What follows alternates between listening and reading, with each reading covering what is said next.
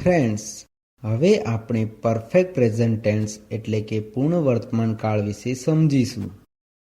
Friends, યાદ રાખો, જે ક્રિયાઓ, કાર્યો કે ઘટનાઓ હમણાં જ પૂર્ણ થઈ છે તે દર્શાવવા તથા જે ક્રિયાઓ પૂર્ણ થઈ ગઈ છે પણ તેની અસર હજુ ચાલુ છે તે દર્શાવવા માટે પૂર્ણ વર્તમાન કાળ વપરાય છે. પૂર્ણ વર્તમાન કાળમાં ક્રિયા પૂર્ણ થઈ ગઈ હોવાથી આ કાળના વાક્યોમાં થઈ ગયું છે, લીધું છે, લીધી છે, ગયો છું, આવ્યો છે જેવા શબ્દો આવે છે. પોઝિટિવ એટલે કે હકારવાચક વાક્ય, જે ક્રિયા વર્તમાનમાં પૂર્ણ થઈ ગઈ છે.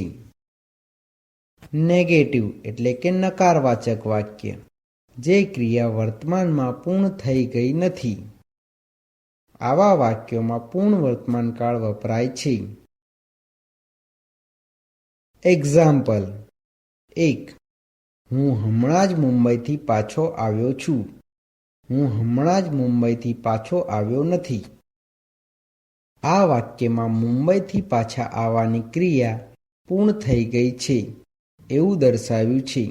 તેથી આ વાક્યને પૂર્ણ વર્તમાન કાળનું વાક્ય કહે છે. 2. આપણો લેક્ચર ક્યારનોય શરૂ થઈ ગયો છે. આપણો લેક્ચર ક્યારનોય શરૂ થઈ ગયો નથી.